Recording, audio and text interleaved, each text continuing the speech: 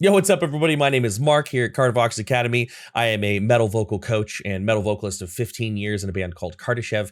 I use this channel to teach people how to do crazy vocalization, stuff like or safely and efficiently. And today we're going to be breaking down and talking about the new Whitechapel, Hymns and Dissonance. Now, I'm very excited about this song because a couple months ago I had Phil here on the channel. Go check that video out. And he was talking a lot about the new music and about how heavy it is. So I'm very excited. The song's been out for a little bit of a while. It's taken me a little while to react to this and to break down because I've been sick. I'm still a little sick, so I'm just going to stick to vocal examples that are a little on the easier side. I'm not going to do anything crazy. But let's do it. Let's do it. If you like what you see, comment, subscribe, blah, blah, blah. If you're interested in learning more about harsh vocals, subscribe to the channel, hit me up. I give harsh vocal lessons for a living. That's what I do. Let's do it. Hymns and Dissonance, Whitechapel, here we go. Right in it.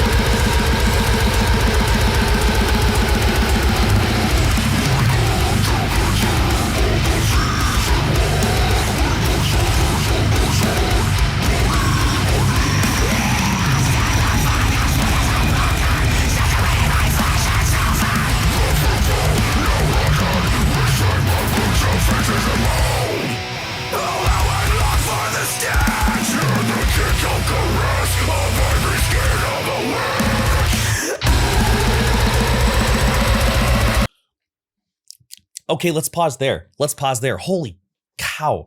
There's a lot to talk about. If this is your first Kardavox Academy video, I pause periodically and I give vocal instruction.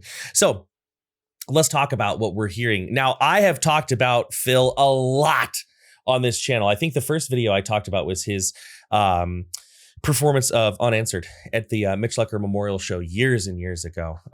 And that's actually the first song that really gripped me and turned me into a huge fan of Phil's voice. So I want to talk to you about a couple of things that we're hearing here. When we are hearing Phil's voice across all vocal styles here, right? When we're hearing it in his mids, in his lows, when we're hearing it in his highs, and even that really cool pitch scream that he did, that pitch, first listen, it sounded very like Fry heavy pitch scream that he did.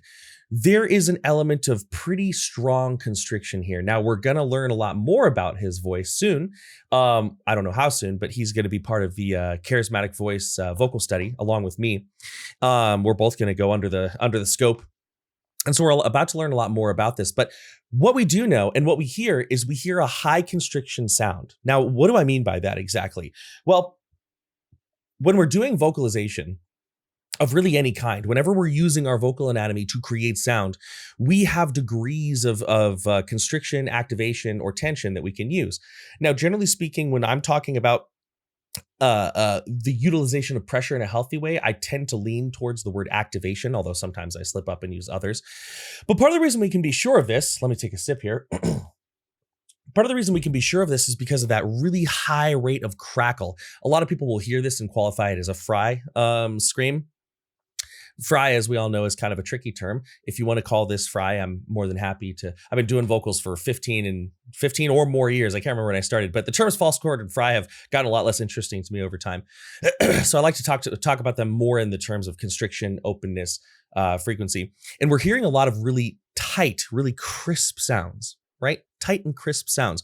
Now, I'm going to do one that is admittedly purposefully kind of on the bland side to give you an idea of what to listen to. We're not going to talk too much here at the beginning, but I just want to sort of prep your ears, right?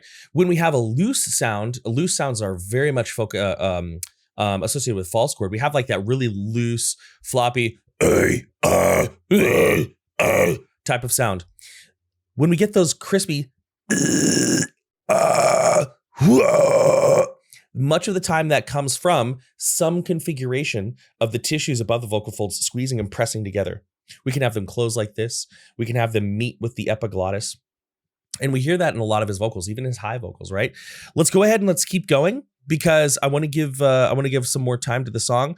But think about that. A lot of the vocals that you're going to hear in this song come from holding on to pressure in the chest with disconnected vocal folds, right? Okay, here we go.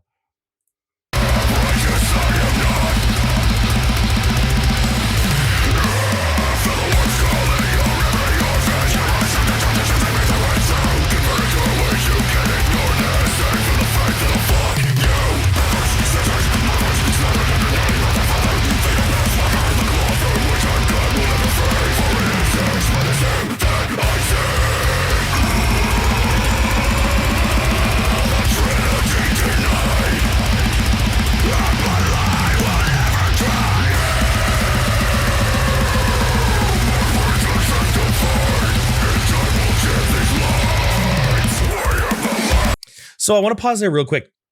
I was trying to get my incense stick lit because this song is very much a vibe, but I promise I was paying attention. So he's making a really smart move here. He's making a really smart choice as to, as the song speeds up, to move into mids, right? And specifically to move into a very sort of concise, sort of controlled mid scream. Now, one of the reasons for this is because when you're using these high constriction, high activation styles, what you get is a really even stream of air, right? Think about, and this is often comes into play with the false chord fry dichotomy, right? Think about if I have a balloon and I blow it up and I just let the little opening of the balloon go. I'm still holding the balloon so it doesn't fly away, but I just let it go. It's gonna go, right? Now imagine that I take it and I narrow it, right? Yeah, we're gonna get that high pitched squeaky sound, but we're also gonna get airflow for a lot longer of a period of time, right? When we are closing the aperture or the opening of the top of our throat around those tissues, we're creating a narrower opening for that air to go. So a lot of times when students or when vocalists are kind of down on themselves because they're like, oh, you know, I'm not holding my screams as long. Oftentimes it's just a matter of the scream that they're doing. It's not that they're doing anything wrong.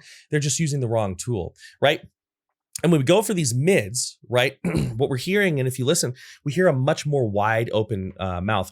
One thing that Phil is really good at, and I think he's really showing on this new stuff that they've been releasing, is the fact it's his ability to snap between vocal, I should say maybe timbres, snap between vocal colors and textures in such a way that it's mostly done up here versus down here. Now, this isn't to say that he never lowers his larynx, but when we have the difference, again, I'm going to do two purposefully kind of bland vocals so you can hear the distinction. If I'm down here, right, and I open my mouth and I don't change anything here, I have a lot of functionality. I have a lot of ability to move back and forth freely. So versus right? When your mid or your high or your low is controlled heavily in the mouth, you have a lot of freedom. You have a lot of acrobatic movement that you can make, and that's giving him this ability to really gallop along with the song. He's doing a lot of da da da ba ba ba ba ba ba ba ba ba with his cadence, and that really matches right now what the drums are doing. The whole song is like sort of galloping, charging forward. It's like this song feels like it was a beast, like maybe this spidery mask in the woods stalking and lurking at you, and then all of a sudden it like runs at you across the field. That's really the vibe that this song has right now, and I'm very much enjoying it. Let's keep going.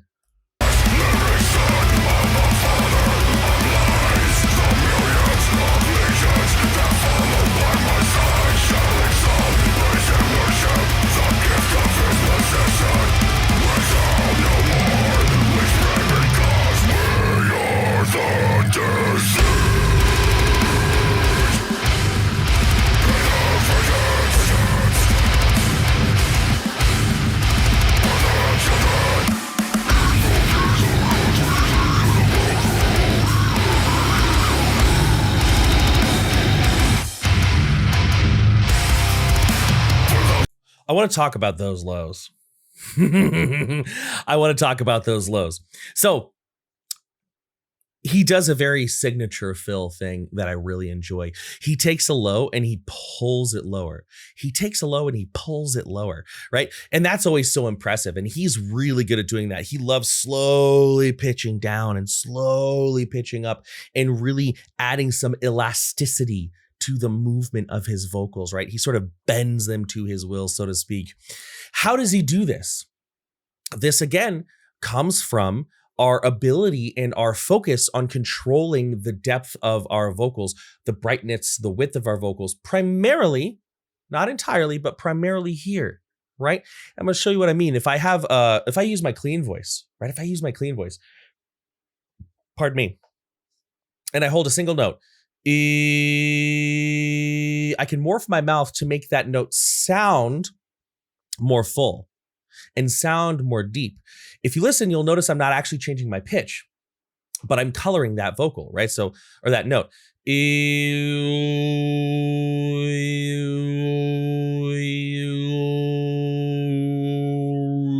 Now I've done all that with just my tongue, my lips, admittedly the back of the mouth, I opened up a little bit. I can add some laryngeal pull to that if I want.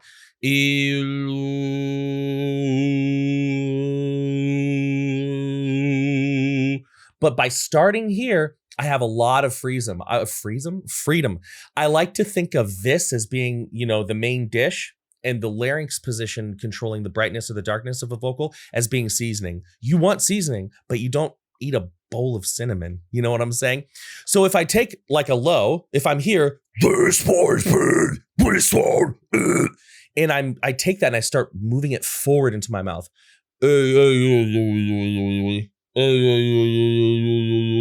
That's going to give it the illusion of being darker and deeper. The reason for this is because in a lot of these vocals, we don't have like a fundamental pitch that we can find. So because we don't hear, now, I'm no neuroscientist, but this is what I gather. Because we don't have pitch to perceive is moving down, right? We perceive this bigger resonance as being darker because we're boosting these low end frequencies, right? So if I'm here,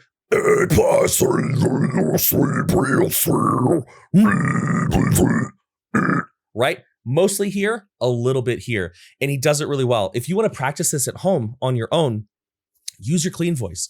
No matter how good of a vocalist you are, no matter how much experience you have, use your clean voice and find ways to make your voice resonate differently on a monotone pitch. So you can be like, you can say any vocals you want, enthralled to the evil world. If you do that, you get a lot of really cool tones, right?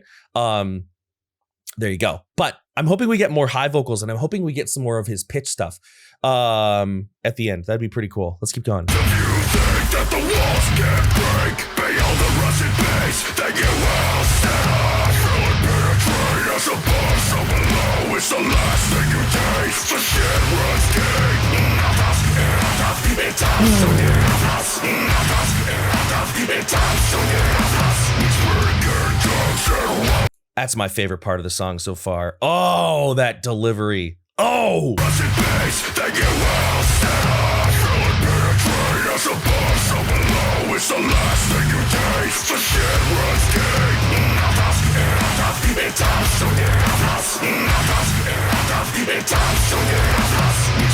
That's really cool. That is so cool. So one thing that I really love about this section that I'm going to expand upon it a little bit is his delivery. Oh, delivery. Delivery is what separates vocalists who have good tone from vocalists who are artists. Artists, right? Delivery is a really easy concept to understand, right? Although it can be difficult to do. Think about like one of your favorite movies. Regardless of the emotion, maybe it was like a really emotional speech. Maybe it was a really, funny moment. But imagine if Darth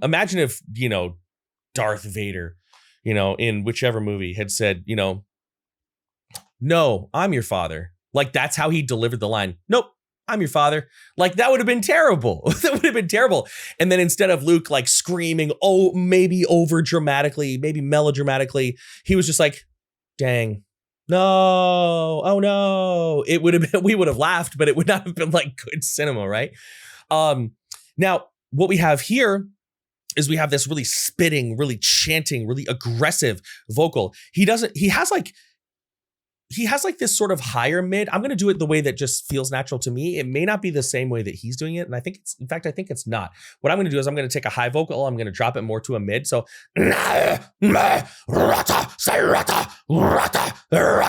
notice how the mouth is looser. I think I'm doing something different here, but here sounds the same. It's looser, but it's toothy. There's anger, there's aggression, there's venom in that. And what a cool pattern to drop into.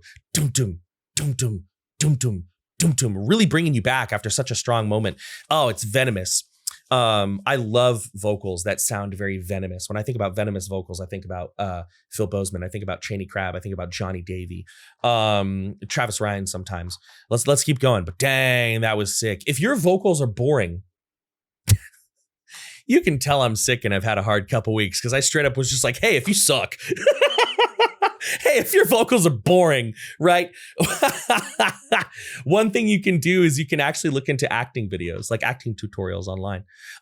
Because oftentimes, and this is especially true in harsh vocals, I think oftentimes we're so focused on technique, we forget that we're artists, right? And we're trying to convey emotion and convey a message, even if that message is abstract and broad.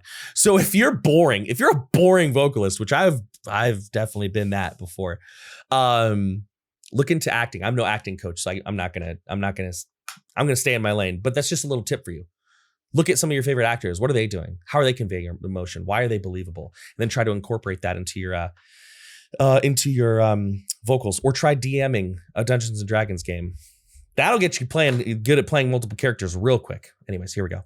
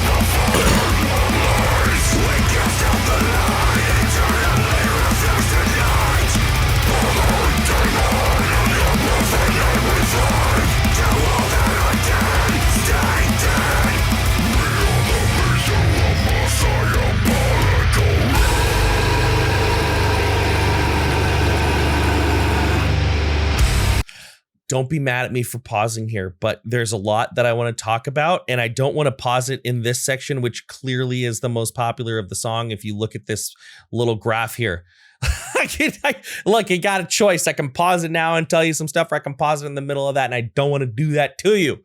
So I'm just going to point out a couple things. I've already talked about them at length, so I'm not going to exhaust the point, but there are a couple spots where he did this really deep and a lot of that, again, is that mouth shape. Sometimes when people are having trouble going lower, it's because they're so focused on the front of the mouth and not the back, right? When I'm doing this, oh, do I have to burp again? What is my problem? Shame on me. When I'm doing something like this, what's happening is, yes, the front is narrow and the tongue is up. But if I was to open, you'd see my jaw is actually dropped pretty far, right? So I'm here. Goodness gracious. See how much my fingers are moving down? I've got my fingers on my chin, so you can really kind of visualize the point here. And then if I release the tongue and open the mouth, you're going to see I'm actually like wide open in the back. So, oh, is that a booger? Oh, no, everybody. Kardavox Academy is canceled. You know what? Y'all can live through seeing a booger. You'll survive. You'll survive, or you won't. And if so, you're weak and your bloodline is weak. I don't know what to tell you. So here we go. Let me start over. It's weird. This is a strange angle. So here we go.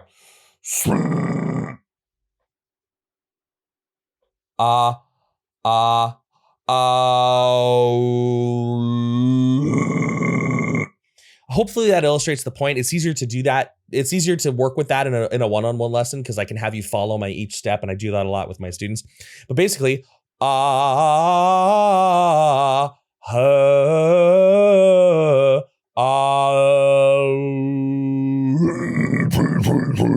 you need a lot of that open space in the pharynx to make it happen. I'm going to move on. You get the idea. Oh, and the pitch scream. I'm not even going to attempt the pitch scream because, like I said, my voice is a little bit throttled from being sick. But if you're curious about that pitch scream, there definitely was some pressurization behind it.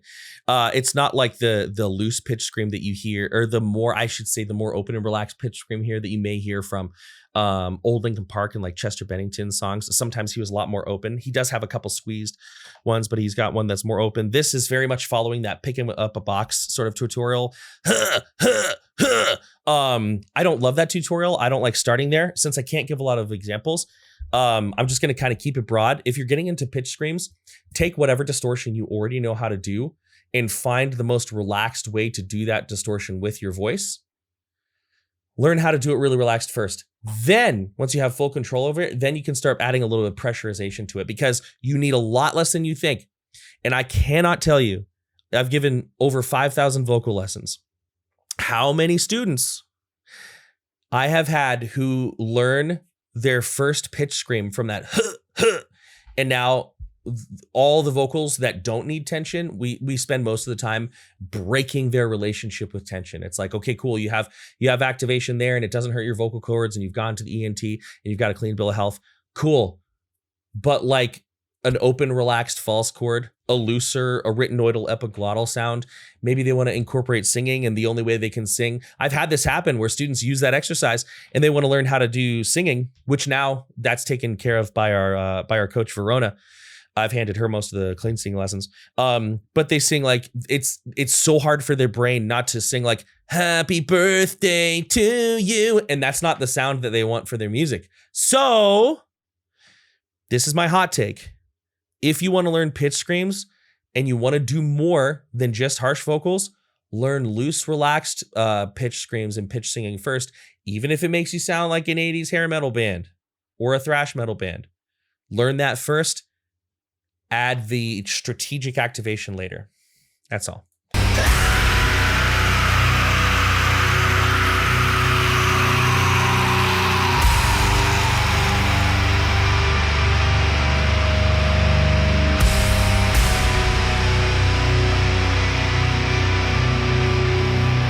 Father, we've come to devour the eyes of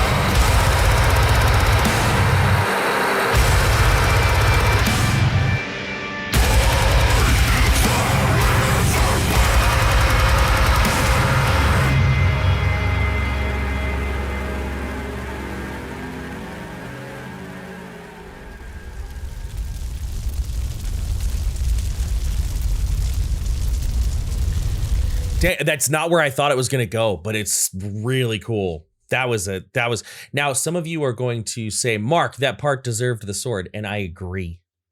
That part deserved the sword. And it's a shame that it didn't get it. For those of you who are unaware, sometimes when a song is really, really thick, I have a sword and I go and I grab it and I swing it around because it gets me hyped.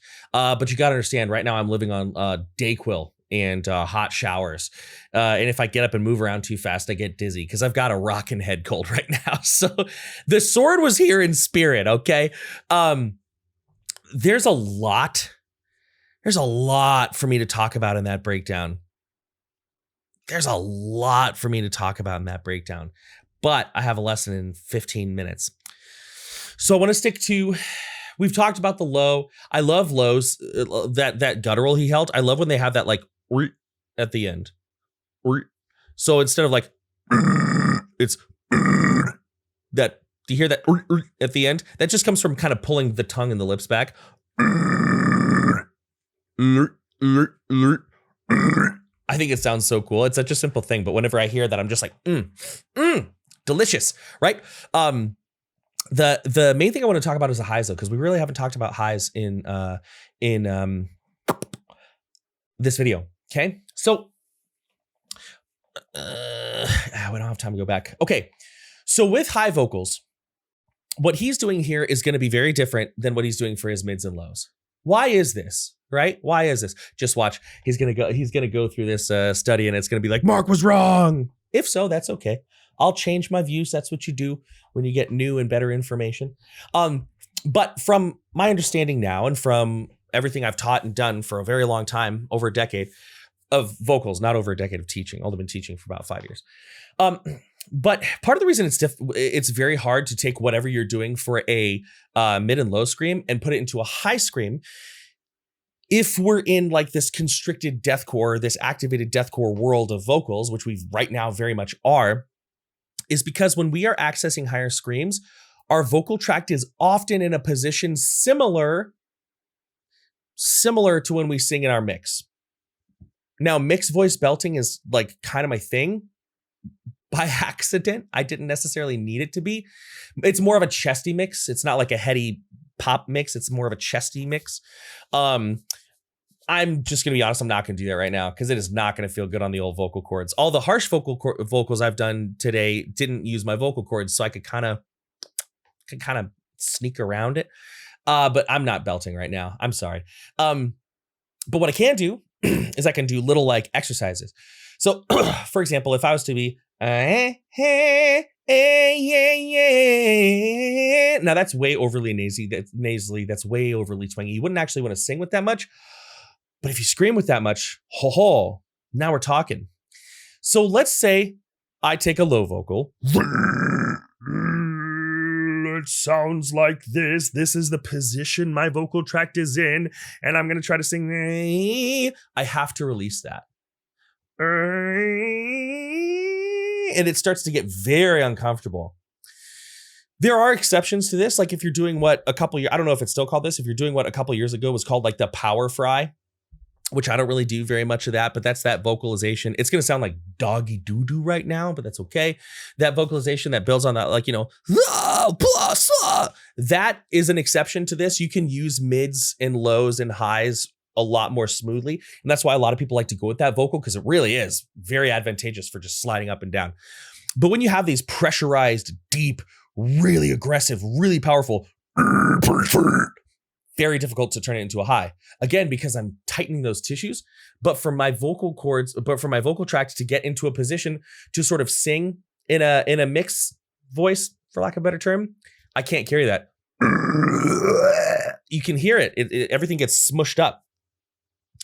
So instead, what you're going to want to do is you're either going to want to get like a really relaxed and loose, what I would call traditional fry, or what I'm more comfortable with, a really relaxed and loose traditional false chord. Hey, hi, ho, it's all to the evil Lord. That doesn't have any constriction in here. And what I'm going to do is I'm just going to start brightening it. Ha, ha, ha, ha, ha, ha. It's as if I went, yeah, yeah, yeah, yeah, yeah, yeah, baby. And you can slide into that higher space. Now, that being said, what Phil was doing here was really piercing, really powerful, really like jet stream sort of air. It still had a lot of closure. That closure tends to exist at the top of the throat and the back of the mouth. So when we're doing something really like, right, that tends to be very pressurized as well. We're going to see more about his high vocals. Hopefully, I don't know exactly when we're doing this test thing. I'm in the study, but I'm being studied, but I'm not organizing the study. So could be soon, could be ways off. I don't know. But anyways, his high vocals are extremely good. And I don't want you to get the idea that if you are having trouble moving your mids and lows to highs, that means you're doing something fundamentally wrong. You may just need to take time to learn a new scream that morphs into highs, right? And that's going to make you a more versatile vocalist over time. All right, with that being said, 30 minutes. I'm going to go ahead and wrap that one up, partially because the Dayquil is starting to wear off and I'm starting to feel all that pressure in my head and in my face. But this was a banger of a song. I, for one, am very excited for this album. I am very excited to get it. Maybe it'll go on my vinyl wall. I'm a little particular about what goes on my vinyl wall, honestly, because it's mostly for decoration. I don't really collect vinyl. I just needed something to make the channel look music-y. So if I'm going to spend money on it, it needs to be pretty good. But great job, Phil. Great job, all the other guys. We got their names there. Phil, Ben, Alex, Zach, Gabe, Brandon. Great job on this song. I'm so excited for the new era of Whitechapel. If you enjoy the content, like, share, and subscribe. I do give vocal lessons all day, every day. I got 3 this afternoon. I've helped a lot of people. Check the Kardavox Academy alumni playlist if you want to get an idea of the people I've worked with of all age groups. That's all I got. Many thanks. Much love. I'm out.